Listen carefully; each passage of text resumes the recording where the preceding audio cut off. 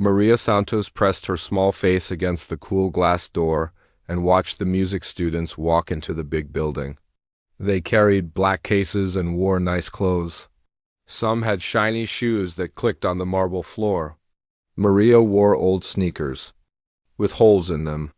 Her jeans had patches where her mother had fixed the tears.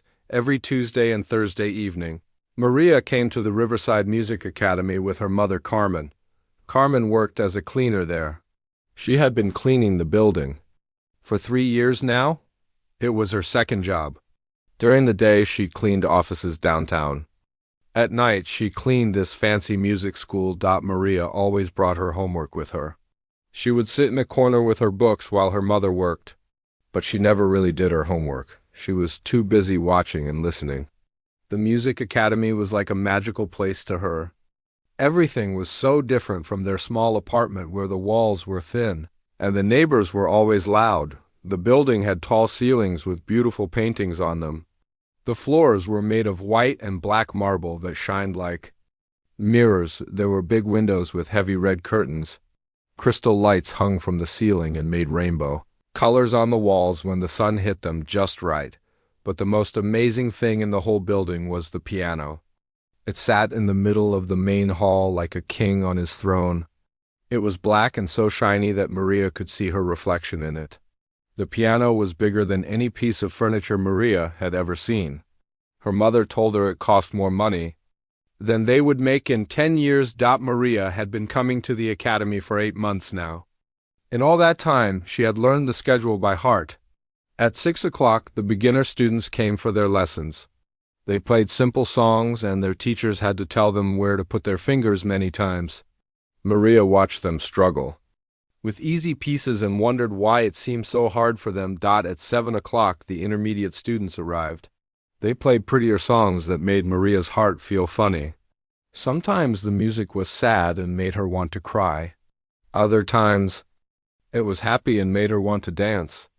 She noticed that these students did not have to look at their hands as much when they played, but the best time was 8 o'clock.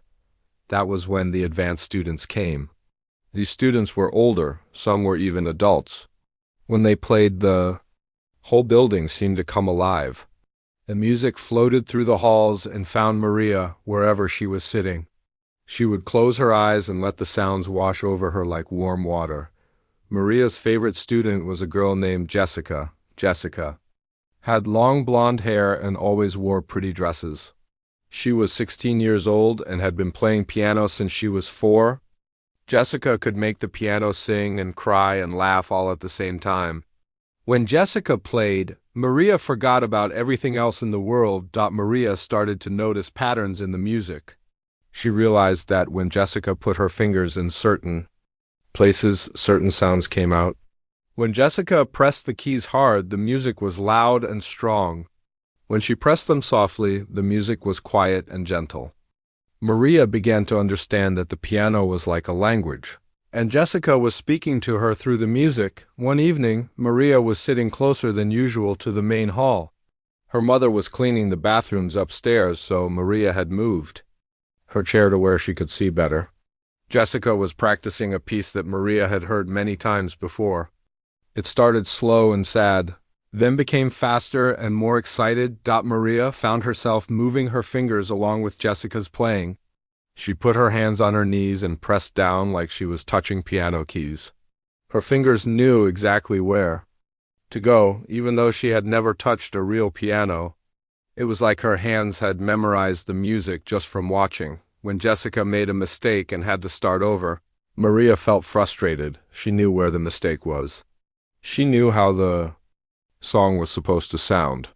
In her mind, she could hear the right notes clearly. She wanted to run up to the piano and show Jessica the correct way to play that part, but Maria stayed in her chair. She was just the cleaner's daughter. She was not supposed to touch anything in the academy. Her mother had made that very clear.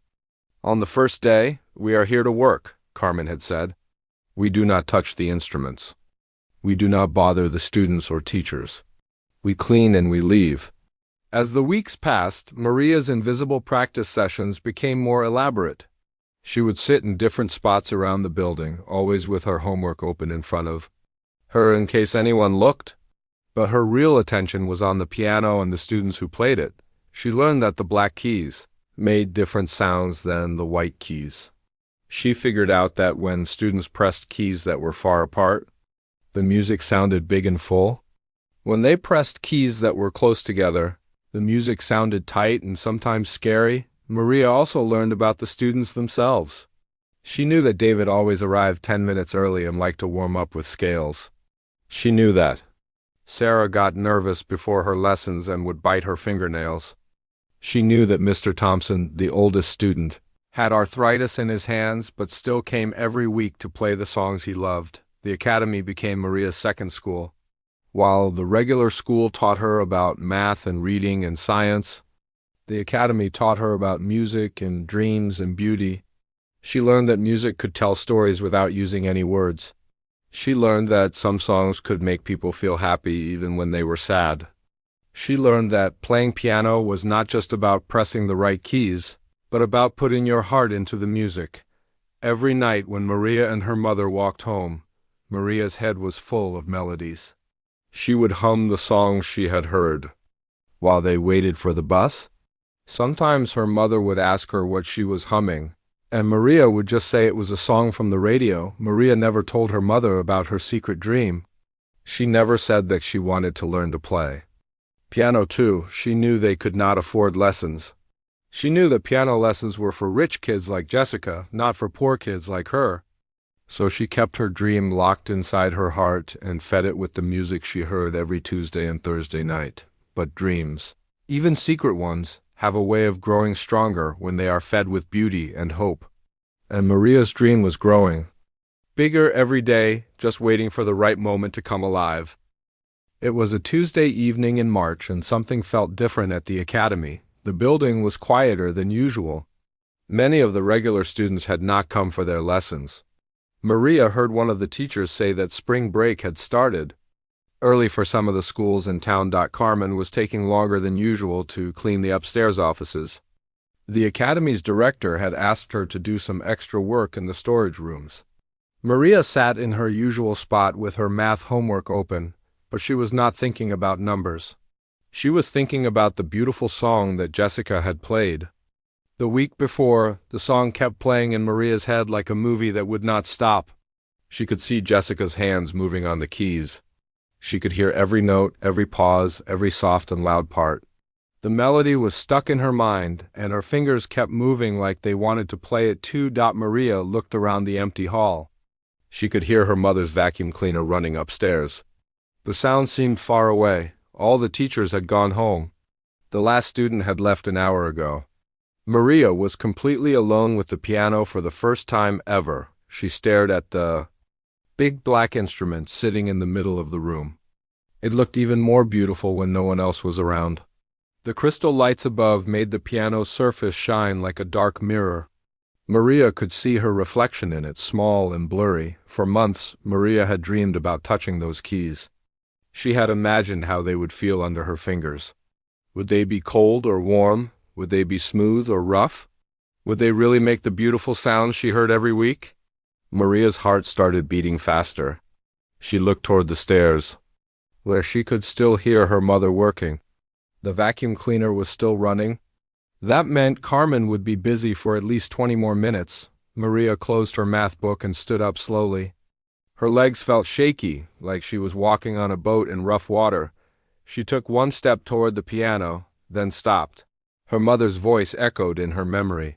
We do not touch the instruments, but the piano seemed to be calling to her. The song in her head grew louder. Her fingers tingled with the need to press those keys and make the music real instead of just imagined. Maria took another step, then another. Soon she was standing right next to the piano bench. It was a small round seat covered in black velvet. It looked so fancy that Maria was almost afraid to sit on it with her old jeans. She looked up at the ceiling one more time, listening for her mother's footsteps. The vacuum cleaner was still running upstairs. Maria knew this was probably her only chance. If she did not do it now, she might never get another opportunity to be alone with the piano. Very carefully, Maria sat down on the edge of the bench. The velvet was softer than anything she had ever touched. She scooted forward until she was in the right position, just like she had seen the students do hundreds of times. The piano keys stretched out in front of her like a smile full of white and black teeth. There were so many of them. Maria had counted them once while watching a lesson. 88 keys total. Some were wide, some were narrow. They looked so clean and perfect. Maria lifted her right hand and held it over the keys. Her hand was shaking a little bit. She was scared and excited at the same time. What if she broke something? What if the piano was too expensive for her to touch? What if someone came in and caught her? But the song in her head was getting louder and louder. It was like the music was trapped inside her and needed to come out. Maria took a deep breath and gently pressed down on one white key. The sound that came out was the most beautiful thing Maria had ever heard. It was clear and pure and seemed to fill the entire room. The note hung in the air for a few seconds before it faded away. Maria felt like she had just discovered magic. She pressed another key, then another. Each one made a different sound, but they were all beautiful. The keys felt smooth and cool under her fingers. They were easier to press than she had expected. She did not have to push very hard to make the sounds come out. Maria started to play the melody that had been stuck in her head. At first, she could only play it with one finger, picking out the notes one by one. But as she continued, she remembered watching Jessica's hands. She remembered which fingers Jessica used for which notes. Maria placed all 5 fingers of her right hand on the keys, just like she had seen Jessica do. Then she began to play the song for real. Her fingers seemed to know where to go without her having to think about it. It was like they had been practicing this moment for months. The melody flowed out of the piano and filled the empty hall. It sounded different than when Jessica played it, but it was still beautiful. Maria's version was simpler, with fewer notes, but it carried the same feeling of sadness and hope. As Maria played, she felt something amazing happening inside her chest. It was like a warm light was growing bigger and brighter with every note. She felt connected to something much larger than herself. She felt like she was speaking a language she had always known but never been allowed to use. The song Jessica had played was called Für Elise by a composer named Beethoven. Maria did not know the name of it, but she knew every note by heart. She had heard Jessica practice it so many times that it had become part of her. Maria played the beginning of the song 3 times, getting more confident each time. On the 4th time, she tried to add her left hand, like she had seen the advanced students do. It was much harder, but she managed to play a few simple notes that made the music sound fuller and richer. She was so lost in the music that she did not hear the vacuum cleaner stop upstairs. She did not hear her mother's footsteps on the stairs. She did not notice that someone else had entered the building. Maria was in her own world. A world where she belonged at the piano, where her fingers knew exactly what to do, where the music flowed through her like water through a stream. For the first time in her life, she felt like she was exactly where she was supposed to be. The last note of the song rang out into the empty hall and slowly faded away. Maria sat very still for a moment, hardly believing what had just happened. She had really done it. She had played the piano, and it had been everything she had dreamed it would be and more, but then reality came rushing back. Maria suddenly remembered where she was and what she was doing. She was not supposed to be touching the piano. She was the cleaner's daughter, and she was breaking the rules. Maria quickly lifted her hands from the keys and started to stand up from the bench. Her heart was pounding now, but not from excitement. It was pounding from fear. What if someone had heard her? What if her mother came downstairs and found her at the piano?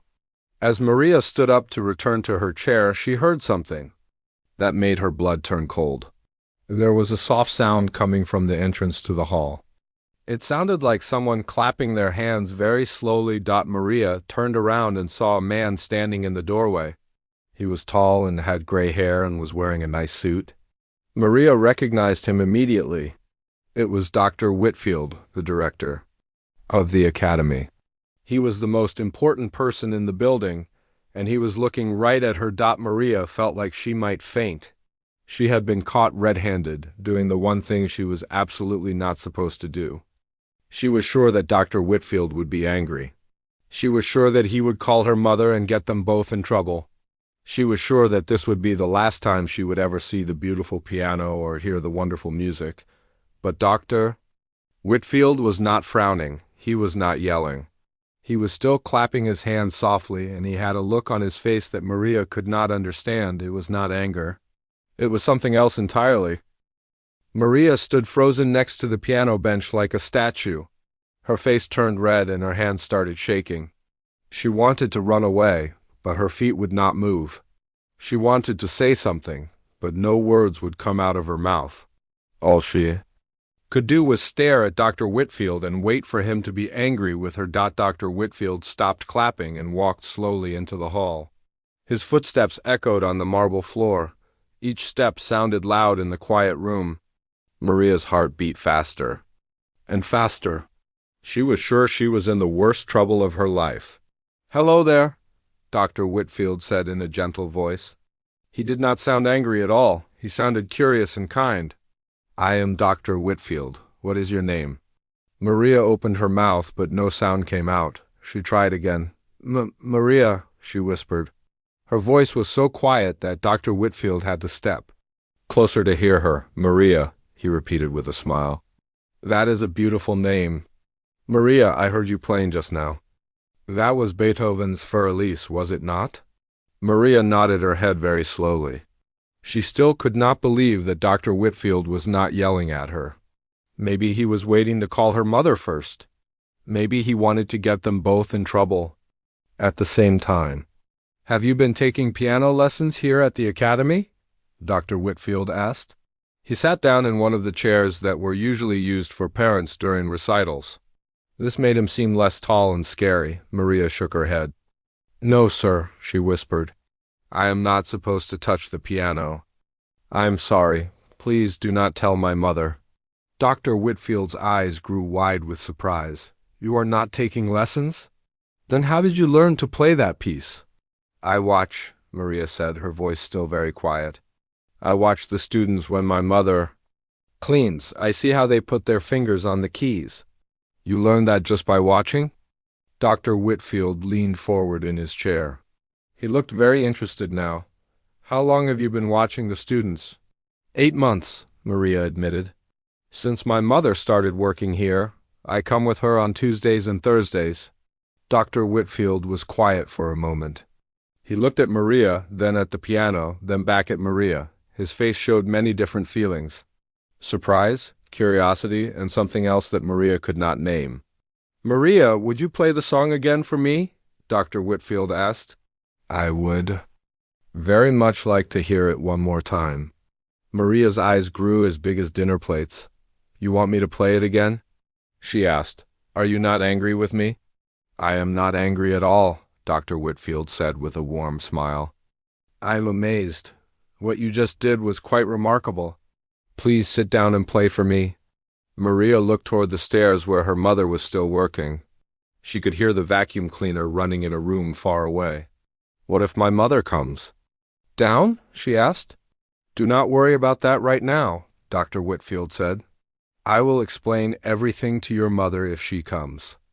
Right now, I just want to hear you play." Maria sat back down on the velvet bench. Her hands were still shaking, but not as much as before. She placed her fingers on the keys the way she had seen Jessica do it so many times. She took a deep breath and began to play. This time, Maria was not afraid. She knew that Dr. Whitfield was listening, but somehow that made her want to play even better. She played the melody with her right hand and tried to add some simple notes with her left hand. The music filled the hall again, beautiful and clear. Dr. Whitfield listened without saying a word. He watched Maria's hands move on the keys. He noticed how naturally she positioned her fingers. He saw how she swayed slightly with the music. Feeling it in her whole body, not just her hands, when Maria finished the song, Dr. Whitfield was quiet for a long moment.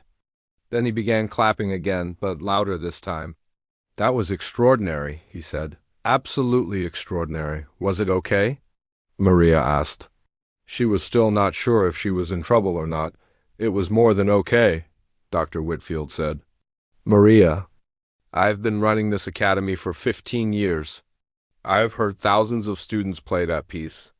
Most of them have been taking lessons for years. But what you just played was special. You have something that cannot be taught. Maria did not understand what Dr. Whitfield meant. I do not know how to read music, she said. I do not know the names of the notes, I just remember what I hear. That is called having a good ear, Dr. Whitfield explained. It means you can hear music and understand it naturally. Not everyone can do that. It is a gift. A gift? Maria had never thought of herself as having any gifts. At school, she was just an average student. At home, she was just the daughter who helped her mother with chores. She had never been special at anything. Yes, a gift, Dr. Whitfield said. Tell me, when you watch the students play, do you understand what they are doing? Can you tell when they make mistakes? Maria nodded. Sometimes I want to tell them the right way to play a part. I can hear it in my head the way it should sound. Dr. Whitfield smiled even wider. Maria, how old are you? 12, Maria answered. And you have never touched a piano before tonight? No, sir, never. Dr. Whitfield stood up and walked over to the piano. He sat down next to Maria on the bench. Maria, would you like to learn to play piano properly? Would you like to take real lessons? Maria's heart jumped. It was like Dr. Whitfield had just asked her if she wanted to fly to the moon. I would love that more than anything, she said. But we cannot afford lessons. My mother works 2 jobs. And we still do not have much money. What if I told you that there might be a way for you to take lessons without your mother having to pay? Dr. Whitfield asked. Maria stared at him. How could that happen? Well, Dr. Whitfield said thoughtfully, sometimes we have scholarship programs for students with special talent. And sometimes we make special arrangements for very special cases. Just then they heard footsteps on the stairs. Maria's mother was coming down with her cleaning supplies. Maria jumped up from the piano bench, her face turning red again. Do not worry, Dr. Whitfield said quietly. Let me talk to your mother. Everything will be fine.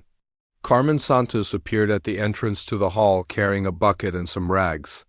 When she saw Maria standing next to the piano and Dr. Whitfield sitting on the bench, she dropped her cleaning supplies. The bucket hit the floor with a loud crash. Maria! Carmen called out in Spanish. What are you doing?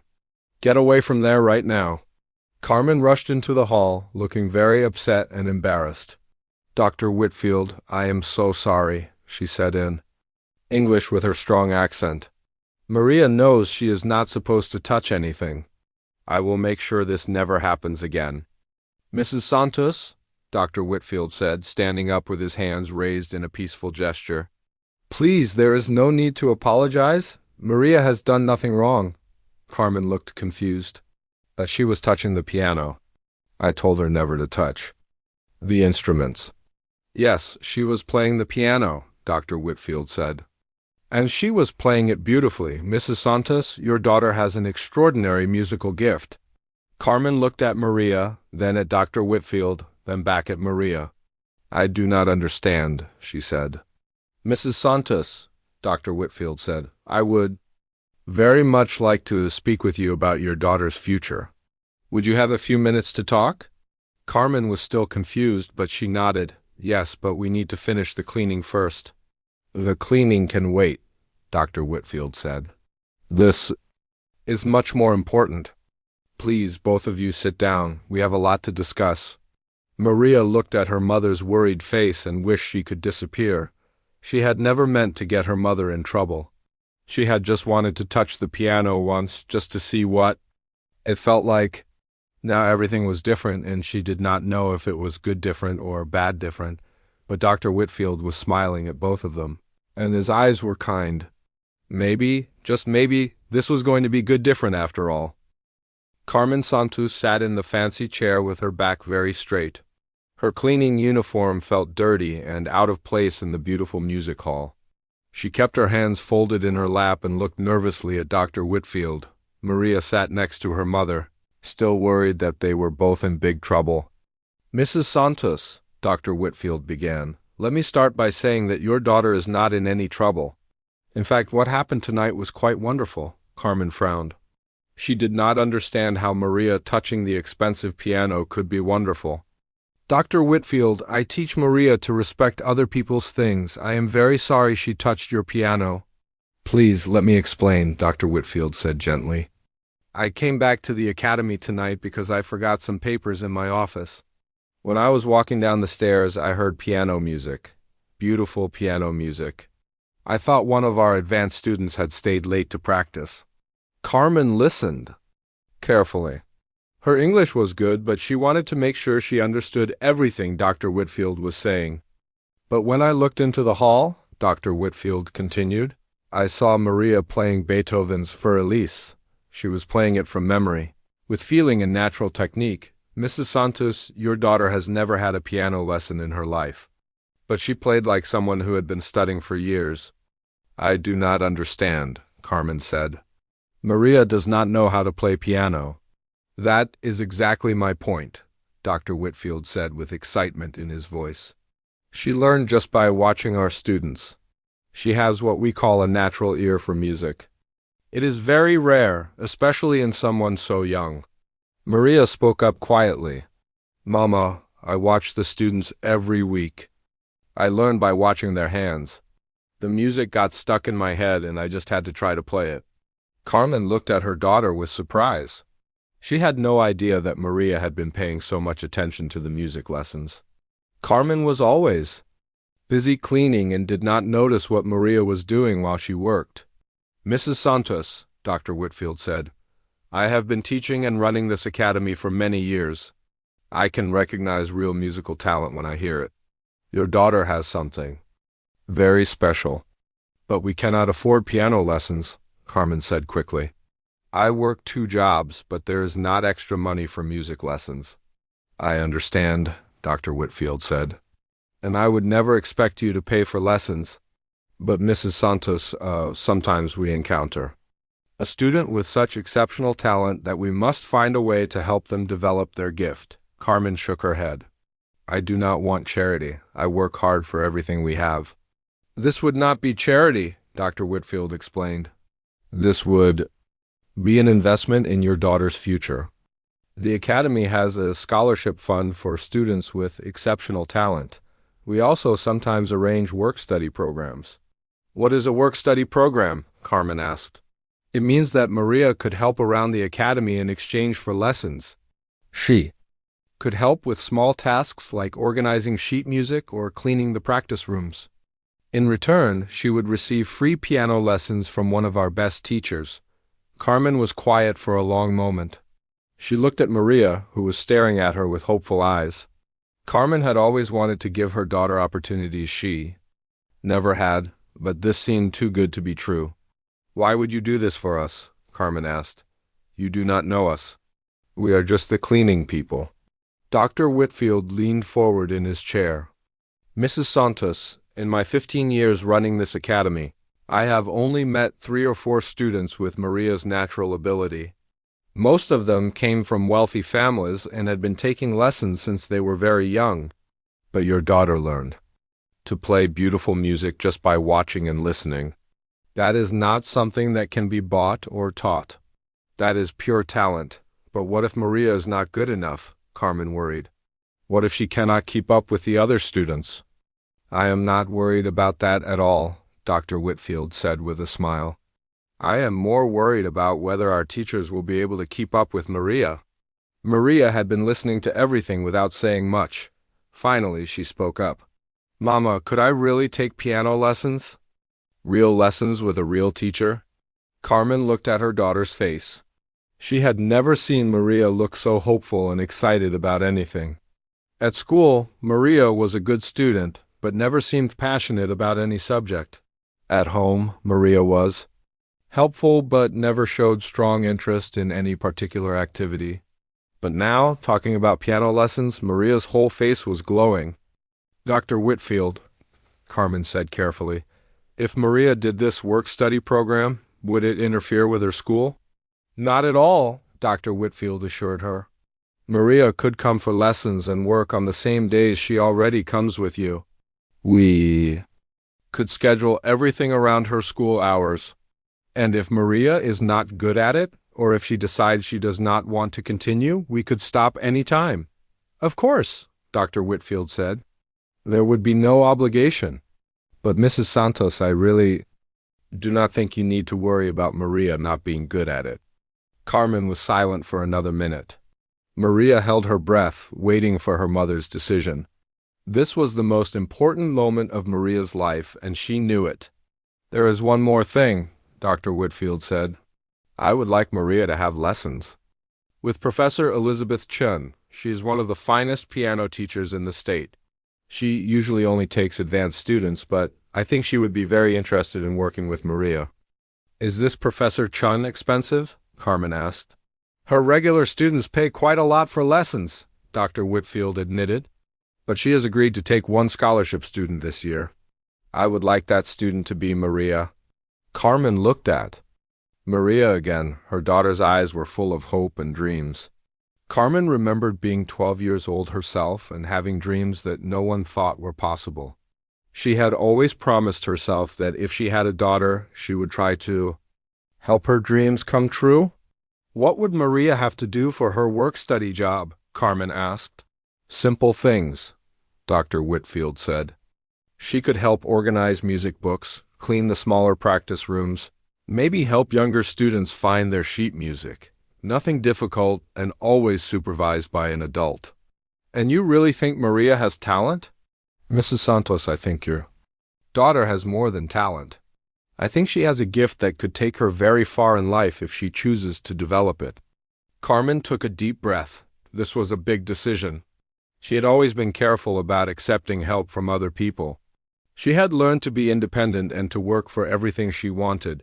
But this was about Maria's future, not her own pride. Maria, Carmen said, turning to her daughter, do you really want to learn to play piano? More than anything in the world, Mama, Maria said. Please say yes. Carmen smiled at her daughter. It was the first time she had smiled since discovering Maria at the piano. Dr. Whitfield, if you are sure about this, then yes, Maria can try the program. Maria jumped up from her chair and hugged her mother tightly. Thank you, Mama. Thank you so much. Dr. Whitfield stood up too, looking very pleased. Wonderful, I will arrange everything. Maria can start lessons next week with Professor Chun. What do we need to do? Carmen asked. Just bring Maria on Thursday evening at 7 o'clock, Dr. Whitfield said. I will introduce her to Professor Chun, and they can begin working together. As they gathered Carmen's cleaning supplies and prepared to leave, Dr. Whitfield had one more thing to say. Mrs. Santos, I want you to know that this academy is lucky to have you both. You as our dedicated cleaner, and now Maria as our newest student. Walking home that night, Maria felt like she was floating on air. In just one evening, her whole life had changed. She was going to take real piano lessons with a real teacher. She was going to learn to read music and play beautiful songs properly. Mama, Maria said as they waited for the bus, are you sure this is really happening? Carmen squeezed her daughter's hand. Yes, Mia. Sometimes good things happen when we least expect them. Thursday evening could not come fast enough for Maria. She spent the whole week thinking about her first real piano lesson. At school, she could hardly pay attention to her teachers. She kept imagining herself sitting at the big piano with a real music teacher showing her the proper way to play. When Thursday finally arrived, Maria was ready an hour before it was time to leave. She had worn her best clothes, a clean pair of jeans without any holes and her nicest t-shirt. She had brushed her hair until it was perfectly smooth and had made sure her hands were very clean. Carmen noticed how nervous and excited her daughter was. Maria, remember that this is just the first lesson, she said gently. Do not expect to learn everything in one day. I know, Mama, Maria said, but I cannot help being excited. When they arrived at the academy, Dr. Whitfield was waiting for them in the main hall. With him was a woman Maria had never seen before. She was shorter than Dr. Whitfield, with black hair pulled back in a neat ponytail. She wore a dark blue dress and had kind eyes behind wire-rimmed glasses. "Maria, Carmen," Dr. Whitfield said with a smile, "I would like you to meet Professor Elizabeth Chun. She will be Maria's piano teacher." Professor Chun stepped forward and shook hands with both Maria and Carmen. "I am very pleased to meet you both," she said. Her voice was gentle but confident.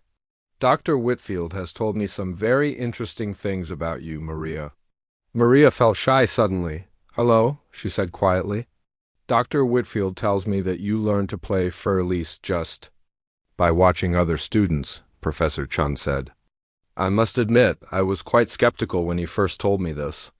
But he played a recording for me of your performance from Tuesday night." Maria's eyes grew wide. "You recorded me playing?" Dr. Whitfield chuckled. "I hope you do not mind. I wanted Professor Chun to hear exactly what you could do before she agreed to teach you." "And what did you think when you heard the recording?" Carmen asked Professor Chun. Professor Chun smiled. "I thought it was remarkable.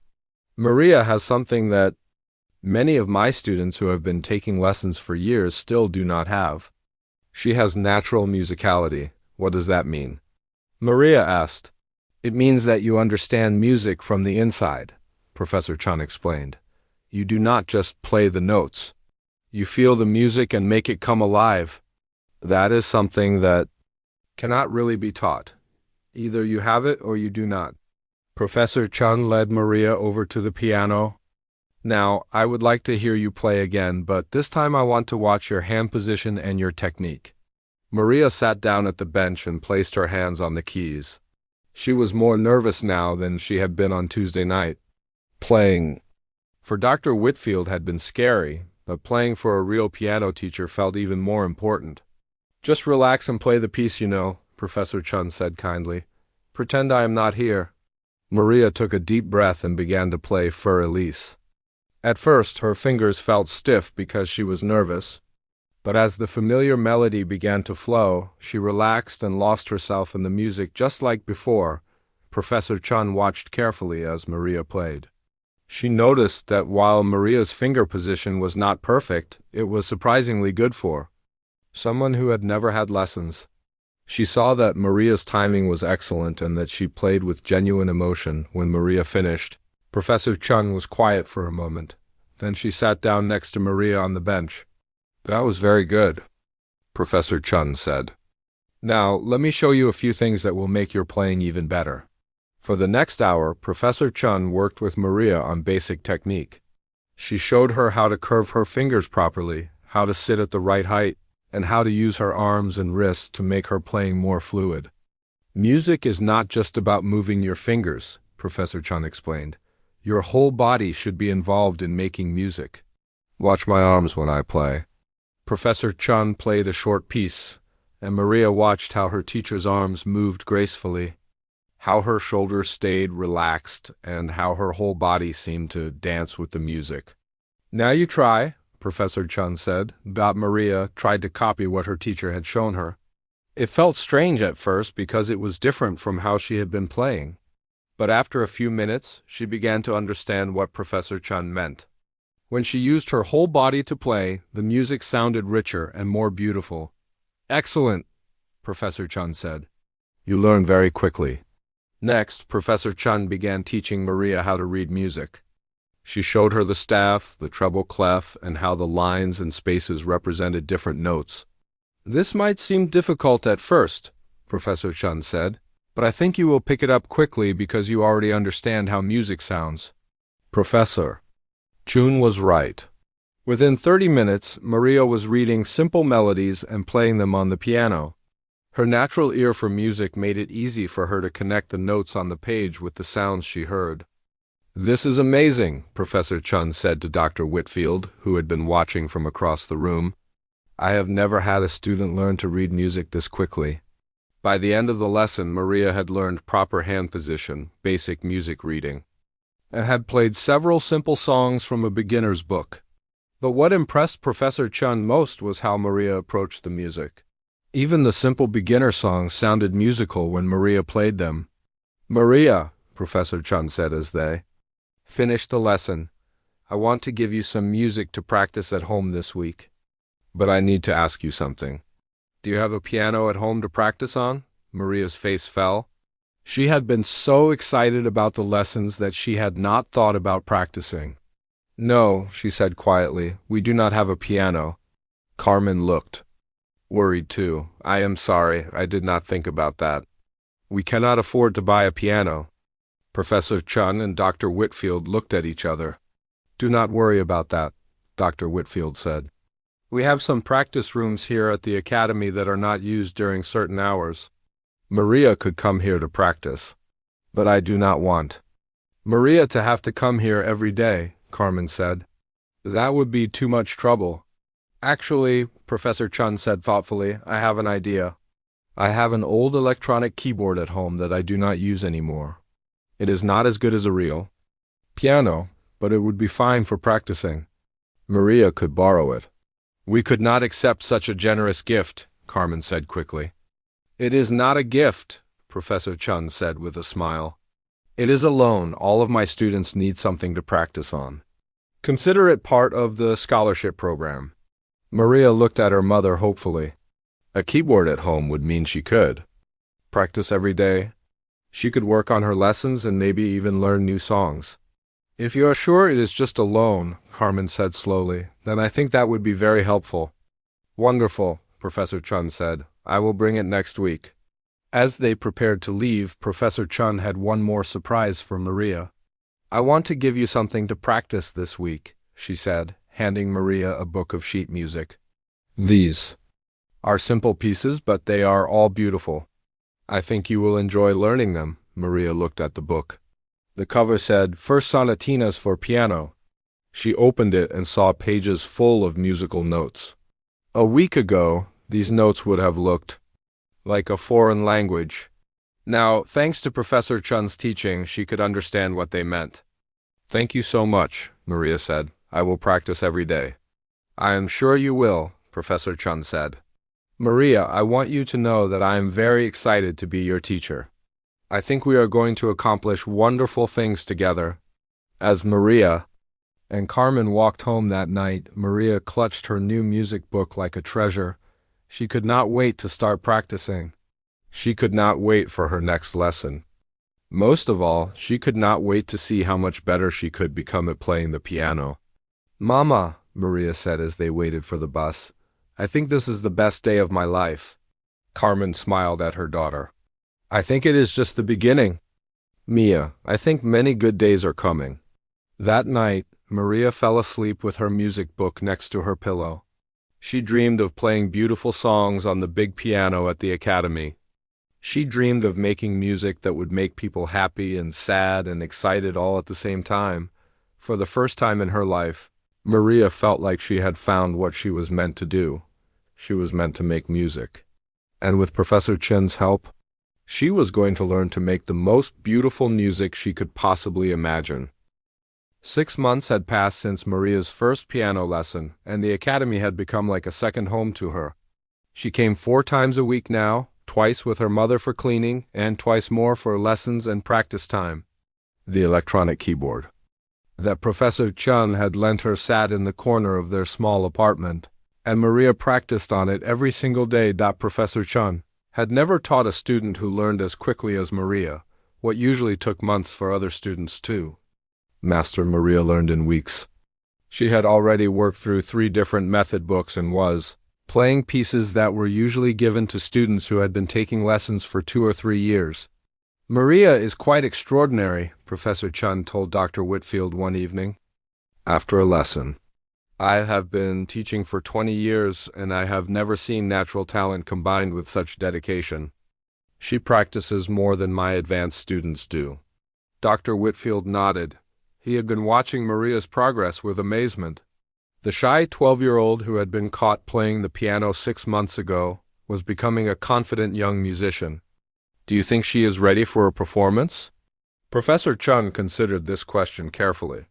She has the ability, certainly. But performing in front of an audience is very different from playing in a lesson or practice room. What if we started with something small? Dr. Whitfield suggested. The academy is having its winter recital next month. It is just for students and their families, nothing too formal. Professor Chun's eyes lit up. That might be perfect. Maria has been working on a beautiful piece by Chopin. A simple waltz. But she plays it with such feeling. I think she would enjoy sharing it with an audience. The next week, Professor Chun approached Maria about the recital. Maria, Dr. Whitfield and I have been talking, and we think you might be ready to perform for other people. Maria looked up from the piano where she had been practicing scales. Perform? Like in front of people? Yes, at our student recital. Next month? It would be a wonderful opportunity for you to share your music with others. Maria felt excited and terrified at the same time. She had dreamed of performing on the big piano in front of an audience, but now that the possibility was real, she felt nervous. What would I play? Maria asked. The Chopin waltz you have been working on, Professor Chun said. You play it beautifully, and I think people would really enjoy hearing it. But what if I make mistakes? What if I forget the music? Professor Chun sat down next to Maria on the piano bench. Maria, every musician feels nervous before performing. Even professional pianists who have been playing for decades still get nervous. But you know this piece very well. You have practiced it hundreds of times. Your fingers know exactly where to go. That evening, Maria told her mother about the recital invitation. Carmen was folding laundry in their small living room while Maria practiced on her keyboard. They want me to play in front of people, Mama, Maria said. Professor Chun thinks I am ready. Carmen stopped folding and looked at her daughter. Over the past 6 months, she had watched Maria transform from a quiet girl who only observed music into a passionate young musician. Every day after school, Maria rushed home to practice. Every evening, Carmen could hear beautiful melodies coming from Maria's keyboard. Do you want to perform? Carmen asked. I think so, Maria said, but I am scared. What if people do not like my playing? What if I'm not good enough? Carmen sat down next to Maria at the keyboard. Mia, 6 months ago you had never touched a piano. Now you play music that makes me cry with happiness. If Professor Chun thinks you are ready, then you are ready. But the other students have been taking lessons for years, Maria worried. They have fancy clothes for performances. They have parents who understand music. Maria, Carmen said firmly, you have something that cannot be bought with money or fancy clothes. You have a gift from God. When you play piano, something magical happens. I see it every time you practice. Maria looked at her mother's face and saw nothing but love and confidence. You really think I should do it? I think you should do whatever makes you happy, Carmen said. But I also think that music wants to be shared. When you keep beautiful music to yourself, you are keeping a gift from the world. The next week, Maria told Professor Chun that she would like to perform in the recital. Professor Chun was delighted and immediately began preparing Maria for her first public performance. Performing is different from practicing, Professor Chun explained. When you practice, you can stop and start over if you make a mistake. When you perform, you must keep going no matter what happens. They worked on performance techniques during Maria's lessons. Professor Chun taught her how to walk onto the stage confidently, how to bow to the audience, and how to handle mistakes gracefully if they happened. Remember, Professor Chun said, the audience wants you to succeed. They are not waiting for you to make mistakes. They want to hear beautiful music, and that is exactly what you are going to give them. As the recital approached, Maria practiced her Chopin waltz every day. She knew it so well that she could play it with her eyes closed. But she also practiced performing it, imagining an audience listening to her music. The week before the recital, Dr. Whitfield made an announcement that surprised everyone. This year's winter recital will be a little different, he told the students and teachers. We have invited some special guests to attend. Professor Chun looked curious. What kind of special guests? Some members of the City Symphony Orchestra will be there, Dr. Whitfield explained, and a few local music critics. We want to showcase the excellent work being done here at the Academy. When Maria heard about the special guests, she felt more nervous than ever. Professor Chun, what if the professional musicians think I am not good enough? What if they laugh at me? Maria, Professor Chun said calmly. Professional musicians appreciate good music no matter who is playing it. They will hear your talent, not your age or how long you have been taking lessons. The night before the recital, Maria could barely sleep. She kept imagining herself on stage, playing her waltz for all those people. Sometimes in her imagination, everything went perfectly, and the audience loved her music. Other times, she imagined making terrible mistakes and embarrassing herself. Carmen found Maria awake at midnight, sitting at her keyboard in the dark. "Cannot sleep?" Carmen asked gently. "I keep thinking about tomorrow," Maria admitted. "What? If I am not ready? What if I disappoint Professor Chun and Dr. Whitfield?" Carmen turned on a small lamp and sat next to her daughter. "Maria, do you remember the first time I heard you play piano?" "When Dr. Whitfield caught me at the academy." "No, before that. You came home that night humming a melody. You sat at this keyboard and played the same song you had heard at the academy. I was in the kitchen and I heard this beautiful music coming from our living room. I thought the radio was on." Carmen smiled at the memory. "When I came to see what was happening, I found you playing with such joy on your face. You were not worried about mistakes or impressing anyone. You were just sharing the music that was in your heart." "But tomorrow is different," Maria said. "Tomorrow people will be judging my playing." "No, Mia," Carmen said softly. "Tomorrow you will be sharing your gift with people who love music just like you do. Play for them the same way you play for me every evening, with your whole heart." Maria hugged her mother tightly. "Thank you, Mama. I will try to remember that." The next morning, Maria woke up feeling calm. She practiced her waltz one last time, but not to work on the difficult parts. She played it to remind herself how much she loved the beautiful melody and the way the music made her feel. As they prepared to leave for the academy that evening, Carmen had one last thing to say to her. "Daughter, Maria, no matter what happens tonight, I am proud of you. 6 months ago, you were afraid to touch a piano. Tonight, you are going to share your music with the world. That takes great courage. I could not have done any of this without you." "Mama," Maria said, "thank you for saying yes when Dr. Whitfield asked about the lessons." As they walked toward the academy, Maria felt ready. She was still nervous, but she was also excited. Tonight, she would finally share her music with an audience. Tonight, her dream of performing on the big piano would come true. The academy's main hall looked completely different than Maria had ever seen it. Rows of chairs had been set up facing the piano, and the crystal chandeliers were turned up bright, making everything sparkle. People were arriving and taking their seats, talking quietly among themselves. Maria peeked out from behind the stage curtain and felt her heart start beating very fast. "There are so many people," she whispered to Professor Chun. "About 60, Professor Chun said calmly. "That is actually quite small for a recital. You have practiced in this same room many times. The only difference tonight is that people are sitting in chairs watching you instead of standing around talking." But Maria could see that some of the people were not just parents and students. She recognized Dr. Whitfield pointing out seats to several well-dressed adults who looked very serious and important. These must be the professional musicians and music critics he had mentioned. Carmen sat in the third row, wearing her best dress and looking both proud and nervous. She caught Maria's eye and gave her an encouraging smile and a small wave. The recital began with the youngest students. 5- and 6-year-olds played simple songs like "Twinkle, Twinkle, Little Star" and "Mary Had a Little Lamb." Their parents clapped enthusiastically after each performance, even when the children made mistakes or forgot parts of their songs. As the evening progressed, the students got older and the music got more difficult. Maria watched from backstage as students she had observed during her cleaning days performed pieces she recognized.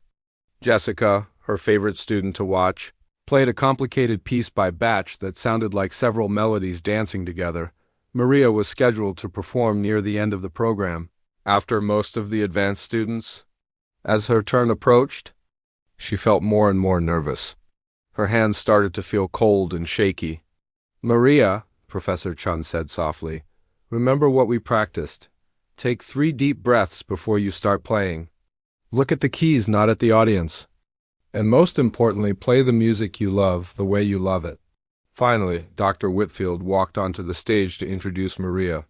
Our next performer is quite special, he began. 6 months ago, Maria Santos had never had a piano lesson. She learned to play simply by watching other students during her visits to our academy. Tonight, she will perform Chopin's Waltz in A minor. Dr. Whitfield paused and looked directly at the professional musicians in the audience. Maria represents everything wonderful about natural musical talent combined with dedication and hard work. Please welcome Maria Santos. The audience clapped politely as Maria walked onto the stage.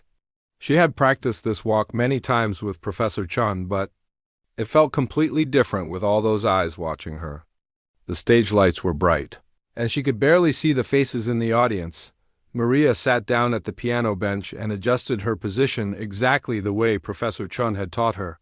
She placed her hands on the keys and took her 3 deep breaths. The audience became completely quiet. For a moment, Maria felt frozen. The keys looked the same as always, but everything else felt strange and scary. She could hear her own heartbeat and felt like everyone in the room could hear it too. Then Maria closed her eyes and thought about the first time she had heard this waltz. Jessica had been practicing it on a Thursday evening about 4 months ago. Maria had been sitting in her usual corner, pretending to do homework, but really listening to the beautiful, sad melody. She remembered how the music had made her feel, like she was floating in a dream. Maria opened her eyes and began to play. The first notes of the Chopin waltz filled the concert hall, gentle and clear. As Maria continued, something magical happened. She forgot about the audience, forgot about being nervous, forgot about everything except the music flowing from her fingers. The waltz was a conversation between sadness and hope. The melody would dip down into minor keys that sounded like tears, then lift up into major keys that sounded like sunshine breaking through clouds. Maria played it the way she felt it, with all the emotions of a 12-year-old girl who had discovered that music could express things that words could not. In the audience, people began to lean forward in their seats. This was not the careful, technical performance they had expected from a beginning student. This was something much more rare, a young musician who was not just playing notes correctly, but was genuinely communicating through music. David Chun, the famous pianist who was Professor Chun's husband, sat in the back row with his mouth slightly open. He had come to support his wife's students, but he had not expected to hear anything that would truly impress him. This child was playing with a maturity and emotional depth that many of his professional colleagues could not achieve. Carmen watched, her daughter with tears streaming down her face. She had heard Maria practice this piece dozens of times at home, but seeing her perform it on the big stage, sharing her gift with all these people, was overwhelming. This was her little girl, the same child who helped her fold laundry and did homework at the kitchen table, but she was also something more, a real musician. As Maria approached the end of the waltz, she played the final melody with such tenderness that several people in the audience felt their own eyes getting watery. The last notes faded away into perfect silence. For a moment, nobody moved. The silence stretched for what felt like forever. Maria sat at the piano, not sure if she should get up or if something was wrong. Then someone in the back row stood up and began clapping. It was David Chun. One by one, other people stood up too, until the entire audience was on their feet, applauding loudly. Maria had never heard clapping that loud in her life. She stood up from the piano bench and gave a small bow, just the way Professor Chun had taught her. The applause continued for what felt like several minutes. Maria looked out into the audience and found her mother's face.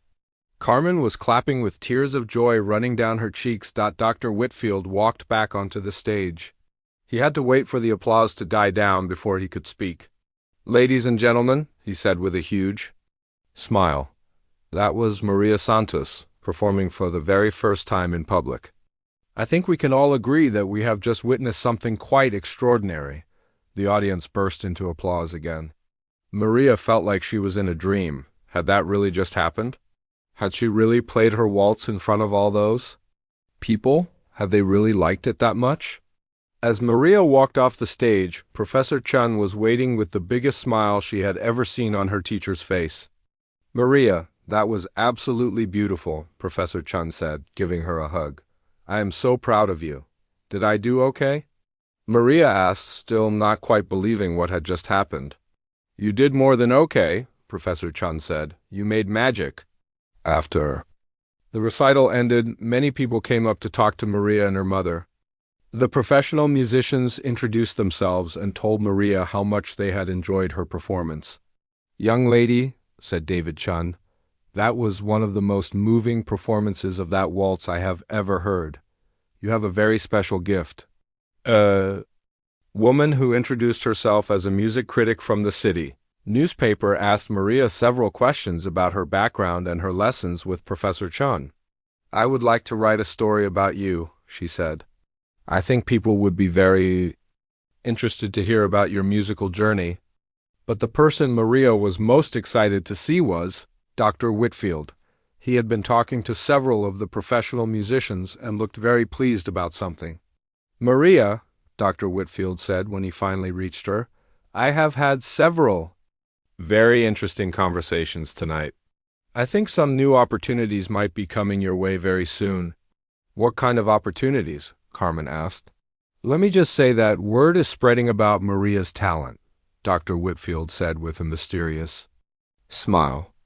"I think you both should be prepared for some phone calls in the next few days." As Maria and Carmen walked home that night, Maria felt like she was floating. She had done it. She had performed in front of a real audience, and they had loved her. Music, but more than that, she had discovered something wonderful about herself. When she sat at the piano and played music she loved, she could make other people feel the same emotions she was feeling. She could share her heart through her music. "Mama," Maria said as they waited for the bus, "I think I know what I want to do with my life." "What is that, Mia?" "I want to be a pianist. I want to play music for people and make them feel happy and sad and excited and peaceful all at the same time." Carmen squeezed her daughter's hand. "Then that is exactly what you will do." 3 days after the recital, the phone calls started. The first one came on Wednesday morning while Maria was getting ready for school. Carmen answered the phone in their small kitchen, speaking in careful English to someone who sounded very official. "Yes, this is Carmen Santos," Maria heard her mother say. "Yes, Maria is my daughter." Maria stopped brushing her teeth and listened from the bathroom. Her mother's voice sounded surprised and excited. "A scholarship? To the State Music Conservatory?" Carmen's voice got higher. "I think you should talk to Dr. Whitfield at the academy." "Yes, I will give you his number." When Carmen hung up the phone, she sat down at the kitchen table, looking stunned. "What was that about, Mama?" Maria asked. "That was someone from the State Music Conservatory," Carmen said slowly. "They want to offer you a full scholarship to their summer program. They said they heard about your performance from someone who was at the recital." Maria's eyes grew wide. The State Music Conservatory was famous throughout the region. Only the most talented young musicians got to study there. "But I have only been taking lessons for 6 months," Maria said. "Are you sure they meant me?" Before Carmen could answer, the phone rang again. This time it was a talent agent from the city who had heard about Maria from the music critic at the recital. Then Dr. Whitfield called to tell them that David Chin wanted to give Maria a master class. Then a local television station called, wanting to do a story about the cleaning lady's daughter who became a piano prodigy. By the end of the week, Maria felt overwhelmed by all the attention. Everyone wanted to hear her story and listen to her play. It was exciting, but also scary. "I do not understand why everyone is so interested in me," Maria told Professor Chun during their lesson. "I am just learning to play piano like any other student." Professor Chun smiled at her student's modesty. "Maria, what you did at the recital was very unusual. Most students who have been playing for only 6 months can barely get through simple songs. You played a challenging piece by Chopin with the kind of musical understanding that usually takes years to develop. But I just played it the way it sounded in my head," Maria said. "Exactly," Professor Chun said. "That is what makes you special. You have natural musical instincts that cannot be taught. Over the next few months, Maria's life changed in ways she had never imagined. She appeared on a local television talk show where she played piano and talked about learning music by watching other students. The story was picked up by newspapers in other cities, and soon people from all over the state knew about the 12-year-old girl who had taught herself to play piano. Dr. Whitfield arranged for Maria to give several small concerts at schools and community centers.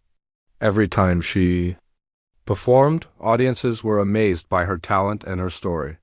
Children who had never been interested in classical music started asking their parents for piano lessons after hearing Maria play. Carmen quit her second cleaning job so she could help manage Maria's growing performance schedule. Dr. Whitfield helped them understand contracts and opportunities. Maria continued her regular lessons with Professor Chun, but now she also worked with guest teachers and visiting artists who came to the academy, specifically to hear her play. The most exciting opportunity came in the fall. Carnegie Hall in New York City was planning a special concert series called Young Artists Rising, featuring the most promising young musicians from around the country. Maria was invited to be the youngest performer ever featured in the series. Carnegie Hall, Maria said when Dr. Whitfield told her the news. But that is where the most famous musicians in the world perform. Yes, it is, Dr. Whitfield said with a proud smile. And now you will be one of them. Preparing for Carnegie Hall meant months of intensive practice with Professor Chun. They worked on expanding Maria's repertoire beyond the pieces she had learned. By watching other students, Maria learned works by Mozart, Beethoven, Chopin, and other great composers. Playing at Carnegie Hall is different from our little recitals, Professor Chun explained. The hall is much larger, and the audience will include professional musicians, music critics, and people who know classical music very well. They will have high expectations. But as Maria's technique improved and her repertoire expanded, Professor Chun never worried about whether her student would be ready. Maria's natural musicality continued to shine through everything she played. She could take the most technical piece and make it sound like she was telling a personal story. The months of preparation passed quickly. Soon, Maria and Carmen were on a train to New York City, carrying Maria's sheet music and her best performance dress. Carmen had never been to New York before, and she stared out the window in amazement as the train pulled into the huge station. Carnegie Hall was even more magnificent than Maria had imagined. The building was old and elegant, with high ceilings and beautiful decorations. When Maria walked onto the famous stage for her sound check, she felt the weight of all the great musicians who had performed there before her. "Are you nervous?" asked the stage manager, a kind woman who had worked at Carnegie Hall for many years. "A little," Maria admitted, "but also excited." "That is exactly how you should feel," the woman said. "Some of the greatest musicians in history have stood on this same stage feeling nervous and excited. It means you understand how special this moment is." The night of the concert, Maria stood in the wings waiting for her introduction. The hall was completely sold out. Over 2,800 people had come to hear the young artists perform. Through a crack in the curtain, Maria could see the audience filling every seat from the floor to the highest balcony. Carmen sat in the third row, wearing a new dress she had bought specially for the occasion. Next to her sat Dr. Whitfield and Professor Chun, who had flown to New York to support their star student. When Maria walked onto the stage, the applause was warm and welcoming. She sat at the beautiful Steinway grand piano and adjusted the bench to exactly the right height. The hall became completely quiet, so quiet that Maria could hear her own breathing. Maria was performing 3 pieces that night. First, the Chopin waltz that had made her famous at the Academy recital. Then a Mozart sonata that showed off her technical skills. Finally, a piece by an American composer that told the story of a young person chasing their dreams. As Maria began the familiar Chopin waltz, she thought about the journey that had brought her to this moment. Less than 2 years ago, she had been sitting in a corner of the academy, watching other students and dreaming of touching the piano. Now she was sharing her music with thousands of people in one of the world's most famous concert halls, the waltz. flowed from her fingers with even more emotion than she had played it at the academy. Every note was clear and expressive. When she finished, the applause was thunderous and lasted for several minutes. The Mozart sonata showcased how much Maria's technique had improved with Professor Chen's teaching. Her fingers flew over the keys with precision and grace, but she never let the technical challenges overshadow the music's beauty and elegance. For her final piece, Maria chose the American composition because it reminded her of her own story. The music started with simple, searching melodies that gradually grew more complex and confident, finally ending with a triumphant celebration. As she played, Maria thought about all the people who had helped her along the way: her mother, Dr. Whitfield, Professor Chun, and all the students she had watched and learned from. When the last note faded away, the entire audience rose to their feet in a standing ovation that lasted nearly 10 minutes. People were cheering and calling "Bravo!" Maria had never experienced anything like it. She stood and bowed, then looked out into the audience until she found her mother's face. Carmen was crying with joy and pride, clapping as hard as she could. Dr. Whitfield and Professor Chun were beaming with satisfaction, knowing they had helped nurture something truly special after the concert. Maria was surrounded by people who wanted to congratulate her and talk about her performance. Music critics and professional musicians told her they had never heard such mature and moving playing from someone so young, but the comment that meant the most to Maria came from an elderly man who had been sitting in the front row. "Young lady," he said with tears in his eyes, "I have been coming to concerts at Carnegie Hall for 50 years. Tonight you reminded me why I fell in love with music in the first place. Thank you for sharing your gift with us." As Maria and Carmen rode the train home to their small city, Maria reflected on how much her life had changed. She was no longer just the cleaner's daughter who watched music lessons from the corner. She was a real pianist with a real future in music. "Mama," Maria said as they watched the countryside pass by outside the train window, "do you think any of this would have happened if I had not touched that piano that night?" Carmen smiled at her daughter. "I think your music would have found a way to come out eventually, Mia. Some gifts are too strong to stay hidden forever. But I am glad it happened the way it did," Maria said. "I am glad Dr. Whitfield caught me playing. I am glad Professor Chun agreed to teach me. I am glad you said yes to the lessons." "I am glad too," Carmen said. "But mostly I am glad that you followed your heart and were brave enough to touch those piano keys."